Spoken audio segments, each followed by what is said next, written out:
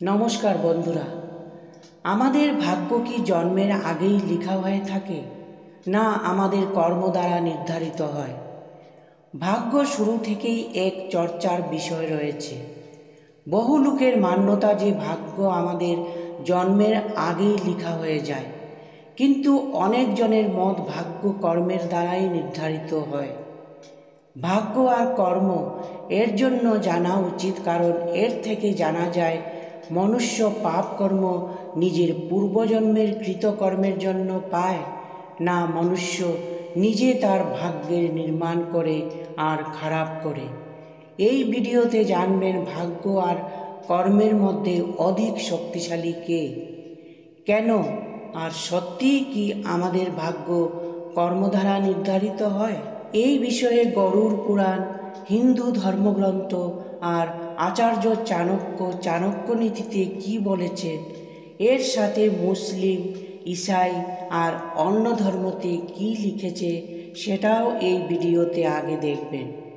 নমস্কার বন্ধুরা, কাজের মালা চ্যানেলে আপনাদের স্বাগত। বন্ধুরা, আপনাদের কাছে অনুরোধ রইল আমার চ্যানেলকে সাবস্ক্রাইব করে কমেন্টে জয় নারায়ণ লিখে ভগবানকে আপনার আভার ব্যক্ত করুন। বন্ধুরা, প্রথমে গরুড় পুরাণে ভাগ্য নিয়ে কি লিখেছে, তারপর আচার্য চাণক্যনীতিতে আর ভগবান শ্রীকৃষ্ণ গীতায় কি বলেছেন দেখুন। হিন্দু ধর্মশাস্ত্রে লেখা আছে, মৃত্যুর পর কেবল শরীর নষ্ট হয়ে যায়, আত্মার কখনো মৃত্যু হয় না। গরুড় পুরাণে বলা হয়েছে মোট 84 লাখ জনিতে সবচেয়ে শ্রেষ্ঠ জনি মনুষ্যের হয়। মনুষ্যকে তার কর্মের আধারে মৃত্যুর পর পরের জন্ম প্রাপ্ত হয়।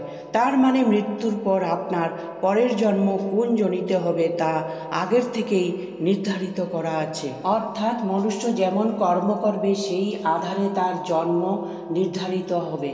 গরুড় পুরাণের মতে যে ব্যক্তি ধর্ম, বেদ, পুরাণ, ধর্মগ্রন্থের অপমান করে, ঈশ্বরে ভক্তি রাখে না আর অপশব্দ বলে, এই রকম নাস্তিক মনুষ্য পরের জন্মে কুকুর জনিতে জন্ম নেয়। যে ব্যক্তি মিত্ররূপে শত্রু হয়ে থাকে, পেছন থেকে ধোঁকা দেয়, তাদের পরের জন্মে শকুন রূপে জন্ম নিতে হয়। অর্থাৎ গরুড় পুরাণ মতে মনুষ্য দ্বারা এই জীবনে যা কর্ম করা হয় সেইভাবে তার পরের জন্মে প্রাপ্ত হওয়া কষ্ট ব্যক্তির জন্মের আগেই নির্ধারিত হয়ে যায়।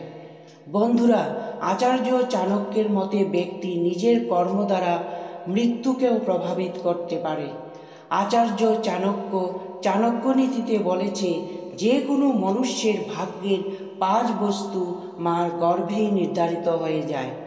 এই পৃথিবীতে থাকা প্রত্যেক দেহধারী প্রাণীর আয়ু, কর্ম, ধন সম্পত্তি, বিদ্যা আর মৃত্যুর সময়, এই 5 জিনিস সেই সময় তার ভাগ্যে লেখা হয় যখন সে তার মার গর্ভে থাকে। আচার্য চাণক্য অনুসারে শিশুর আয়ু তার মার গর্ভে থাকা অবস্থায় নির্ধারিত হয়। বাচ্চা অল্পায়ু হবে না দীর্ঘায়ু, এই সংসারে আসতে পারবে না এই সব মায়ের গর্ভেই নির্ণয় হয়ে যায়। আচার্য চাণক্য অনুসারে সব মানুষকে নিজের কর্ম অনুযায়ী সুখ দুঃখ ভুগতে হয়। এই কর্ম শুধু বর্তমানের নয়, পূর্বজন্মেরও হয়। লাখ যতনের পরেও কর্মের হিসাব কর্মের আধারেই নির্ধারিত হয়। মার গর্ভেই বাচ্চার ভাগ্য লেখা হয়ে যায়। কি বাচ্চার ভাগ্যে ধনলাভ আছে? বিদ্যা গ্রহণ করে তার সদ উপযোগ কতটুকু করতে পারবে, এই সব কথা মার গর্ভেই লেখা হয়ে যায়। আচার্য চাণক্যের অনুসারে মানুষের জীবনে 101 বার মৃত্যুর যুগের নির্মাণ হয়। তার মধ্যে একবার কাল মৃত্যু আর বাকি অকাল মৃত্যু হয়। অকাল মৃত্যুকে কর্ম আর ভোগে বদলানো যেতে পারে, কিন্তু কাল মৃত্যুকে বদলানো যায় না। আসুন জেনে নেই এই বিষয়ে ভগবান শ্রীকৃষ্ণ গীতাতে কি বলেছেন। বন্ধুরা, গীতায় ভগবান শ্রীকৃষ্ণ বলেছেন মানুষের ভাগ্য কিভাবে নির্মাণ হয়। গীতার মতে মনুষ্য নিজের ভাগ্য নিজেই নির্মাণ করে। জীবনের প্রত্যেক পথে আমাদের চিন্তা, আমাদের কর্মই আমাদের ভাগ্য তৈরি করে। হিন্দু ধর্মশাস্ত্রে ভগবান শ্রীকৃষ্ণের জন্মের একটি কথা বলা হয়েছে, যা কংসের জন্য একটি ভবিষ্যবাণী ছিল যে তার ভাগ্যে দেবকীর 8 নম্বর সন্তান দ্বারা মৃত্যু লেখা আছে। এই ভবিষ্যৎবাণী সত্য না হওয়ার জন্য কংস অনেক চেষ্টা করেছে, কিন্তু অন্ত সময়ে তার মৃত্যু তার ভাগ্য অনুসার মাতা দেবকীর ৮ নম্বর সন্তান শ্রীকৃষ্ণ দ্বারাই হয়েছে। কংসকে তার ভাগ্য থেকে বাঁচার জন্য এত কিছু করার কোনো প্রয়োজন ছিল না। তার শুধু নিজের ভালো কর্ম করার দরকার ছিল, যা তার অধীনে ছিল। যদি সে অধর্মের পথ থেকে ধর্মের পথে আগে বাড়ত, তবে হয়তো ভগবান তাকে ক্ষমাদান করে দিতেন। কিন্তু সে অধর্মের পথেই যেতে থাকে আর তার জন্য নিজেই মৃত্যুপ্রাপ্ত করেছে। সনাতন ধর্মশাস্ত্র আর পুরাণ অনুসারে কেবল কংসই না, এই সংসারে জন্ম নেওয়া প্রত্যেক প্রাণীর ভাগ্য জন্মের আগের থেকে নিশ্চিত হয়ে থাকে। কোন ব্যক্তি কখন জন্ম নেবে, কি করবে, সম্পূর্ণ জীবন কিভাবে ব্যতীত করবে, এই সব কিছু জন্মের আগেই নির্ধারিত হয়, আর সেই অনুরূপ তার পরের জন্ম হয়।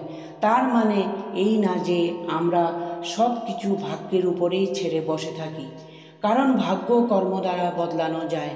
ইসলামে ভাগ্যকে কিসমত বলা হয়। কিসমতের মানে সব কিছু আগের থেকেই আল্লাহের মর্জিতে হয়। হিন্দু ধর্মে ভাগ্যকে প্রারব্ধ বলা হয়। প্রারব্ধের মানে আমাদের বর্তমান জীবন পূর্বজন্মে সঞ্চিত করা সকারাত্মক বা নকারাত্মক কর্মের ফল। হিন্দু পুরাণ বলে আমাদের ভাগ্য আমাদের কর্ম দ্বারা নির্মাণ হয়, পরন্তু এই ভাগ্য বর্তমান কর্মেও প্রভাবিত হয়। এর জন্য আমাদের সৎ পথে চলা আবশ্যক, আর সাথে ভাগ্যকেও স্বীকার করা উচিত।